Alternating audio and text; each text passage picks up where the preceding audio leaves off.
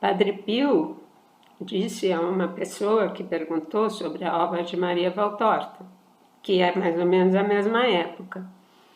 Ele disse: não, você não deve ler, você é obrigada a ler, você deve ler Maria Valtorta. Ou seja, realmente é algo inusitado pelo detalhamento da vida de Jesus. É impressionante. É uma obra... São 10 volumes, né? Uma obra extensíssima e que tenho trazido para a linguagem virtual, visual. Maria disse que esse será o evangelho para esse próximo século, esse próximo milênio, para esse novo recomeçar. O Evangelho como me foi revelado por Maria Valtorta, capítulo 16, a Anunciação do Verbo. 8 de março de 1944. Veja o seguinte: Maria, ainda muito jovem, com aparência de no máximo uns 15 anos, está no pequeno quarto retangular, um quarto de menina, à frente de uma das duas paredes mais longas, alcatre, uma cama baixa sem beiral coberta por altas esteiras ou tapetes. Dir-se-ia que eles estão estendidos ou sobre uma mesa ou sobre uma esteira de caniços, pois estão muito rígidos e retos, como acontece com as nossas camas. Em frente de outra parede há uma estante com uma lâmpada de azeite, rolos de pergaminho, um trabalho de costura dobrado com cuidado, parecendo ser um bordado. A Virgem está sentada num banco, ao lado da estante, perto da porta, que, embora esteja aberta para o jardim, está velada por uma cortina em movimento pela brisa, estafiando um linho muito alvo e macio como uma seda. Suas pequenas mãos, pouco mais escuras do que o linho, volteiam com grande agilidade o fuso. Seu rosto juvenil e belo está levemente inclinado, ligeiramente sorridente, como se estivesse acariciando ou acompanhando um doce pensamento. Há muito silêncio na casinha e no jardim. Há muita paz, tanto no semblante de Maria como no ambiente que a rodeia. Paz e ordem. Maria nunca se perturbou por nada. Tudo muito bonito em ordem, e o ambiente, ainda que humilde no aspecto e nos móveis, embora parecendo despojado de tudo como uma cela, tem um ar de austeridade e realiza, pela grande nitidez e cuidado com que a colcha está colocada sobre a pequena cama, como estão dispostos os rolos do pergaminho, a lâmpada, a pequena jarra de cobre perto da lâmpada, com um maço de ramos floridos de pessegueiro ou pereira, pois certamente são as árvores que produzem um fruto branco levemente rosado. Maria se põe a cantar em voz baixa e depois eleva um pouco a voz. Não chega a cantar alto, mas sua voz, que começa a vibrar o pequeno quarto, traduz uma vibração de alma. Não compreendo as palavras que ela está dizendo, certamente em hebraico, mas como ela repete salteadamente Jeová, eu percebo que se trata de um canto sagrado, como um salmo. Parece que Maria está relembrando os cantos do templo. Deve estar sendo uma doce recordação, porque ela pousa as mãos que estão segurando o fio e o fuso sobre o regaço, levantando a cabeça, apoiando-a para trás na parede, como belo enrubescimento do rosto. Um olhar perdido, talvez atrás de algum suave pensamento. Seus olhos se tornam brilhantes com uma onda de pranto, que não chega a se derramar, mas os deixa menores. Contudo, aqueles olhos estão sorrindo com o pensamento da visão, que o abstraem das coisas sensíveis. Seu rosto sobressai das suas vestes brancas e tão simples, pois está tão rosado que, rodeado pelas tranças, como coroa ao redor da cabeça, mas parece uma bela flor. O canto de Maria se transforma em oração. Senhor Deus Altíssimo, não tardes a mandar o teu servo, que venha trazer a paz sobre a terra.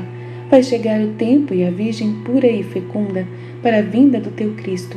Pai Santo, concede à tua serva que possa oferecer a sua vida para que isso aconteça sobre a terra. Concede-me morrer depois de ter visto a tua luz e a tua justiça sobre a terra, sabendo que a redenção já se cumpriu.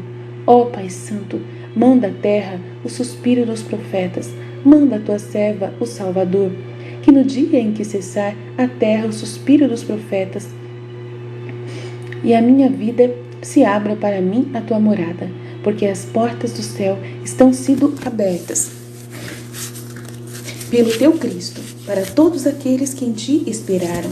Vem, ó Espírito do Senhor, vem aos teus fiéis que te esperam. Vem, Príncipe da Paz. Maria fica assim absorta. A cortina trêmula mais fortemente, como se alguém estivesse agitando o ar com alguma coisa por detrás dela, ou a estivesse sacudindo, a fim de afastá-la para um lado. Uma luz branca, como se fosse uma pérola fundida com prata pura, torna as paredes, que são de um amarelo claro, brancas, as cores das roupas e tecidos mais vivas, e o rosto de Maria, agora soerguido, mais espiritual. O arcanjo se mostra diante daquela luz, sem que a cortina tenha sido afastada, frente ao mistério que está acontecendo, pois a cortina não está mais tremulando, não está bem esticada, ao lado dos umbrais, como uma parede separando o interior da casa da parte exterior. Ele assumiu necessariamente o aspecto humano, mas é um aspecto que ultrapassa os limites da natureza humana. De que a carne estará feita esta figura tão bela e tão fulgurante? Com que substância Deus a terá materializado para que os sentidos da Virgem a percebessem? Só mesmo Deus pode possuir essas substâncias e usá-las de uma maneira tão perfeita. Possui rosto, corpo, olhos, boca, cabelos e mãos como as nossas, mas não são feitos de uma matéria opaca como a do nosso corpo. É uma luz que assumiu cor de carne, de olhos, de cabelos, de lábios, uma luz que se move, sorri, enxerga e fala. Ave Maria, cheia de graça, ave. Sua voz é como um doce arpejo, como pérola jogada sobre um metal precioso. Maria estremece, abaixando o olhar. Estremece mais ainda quando vê aquela fulgurante criatura ajoelhada cerca de 1 metro de distância dela, olhando para ela com uma veneração sem limites, com as mãos cruzadas sobre o peito. Maria se põe de pé, encostando-se à parede. Ela se torna ora pálida, ora vermelha. Seu rosto exprime estupor e susto. Instintivamente une as mãos sobre o seio, escondendo-as nas longas mangas, e se inclina quase para esconder, do melhor modo possível, seu corpo. É um ato de delicado pudor. Não tenhas medo. O Senhor está contigo. Bendita és tu entre todas as mulheres. Maria, porém, continua com medo. De onde terá vindo esse ser extraordinário? Será ele um enviado de Deus ou do enganador? Não tenhas medo, Maria, lhe repete o arcanjo. Eu sou Gabriel, o anjo de Deus. Meu Senhor me mandou a ti. Não tenhas medo, porque achaste graça junto de Deus. Eis que agora conceberás em teu ventre e darás à luz um filho, e lhe porás o nome de Jesus. Ele será grande, será chamado Filho do Altíssimo, como de fato é. O Senhor Deus lhe dará o trono de Davi, seu pai. Ele reinará para sempre na casa de Jacó, e o seu reino nunca terá fim. Procura compreender, ó Santa Virgem amada do Senhor, filha bendita do Senhor, que foste chamada para ser mãe de seu filho, o qual tu gerarás. Como poderá acontecer isso se eu não conheço o varão? Tu, o Senhor Deus, não quer mais receber a oferta de sua serva de ficar virgem por amor dele. Não serás mãe por obra de homem, Maria. Tu és virgem eterna, a santa de Deus. O Espírito Santo é quem descerá sobre ti e o poder do Altíssimo te cobrirá com sua sombra. Por isso, aquele que nascer de ti se chamará Santo, Filho de Deus. Tudo pode o Senhor, nosso Deus. Isabel, a estéril, também concebeu em sua velhice aquele que será o profeta do teu filho. Ele preparará o caminho para o teu filho. O Senhor tirou de Isabel o seu opróbrio, e os povos lembrarão dela unida ao teu nome, como também o nome do filho dela ficará unido ao do teu, até o fim dos séculos. As nações vos chamarão bem-aventurada pela graça do Senhor que veio a vós, e especialmente a ti. pois esta graça chegou a todos os povos por meio de ti. Isabel já está no 6º mês e o peso que ela carrega a seu ergue até a alegria. Nada é impossível para Deus. Maria, cheia de graça, o que devo ir dizer ao meu Senhor? Nenhuma dificuldade deverá perturbar-te. O Senhor defenderá teus interesses e se confiares nele. O mundo, o céu eterno estão esperando pela tua resposta.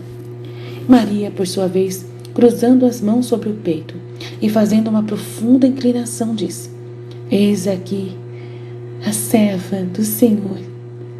Faça-se de mim conforme a tua palavra. E o anjo cintila de alegria. Ele adora, porque certamente está vendo o Espírito descer sobre a Virgem, que está inclinada ao dar sua resposta de assentimento, e depois desaparece sem precisar mover a cortina, que fica bem estendida sobre o mistério santo.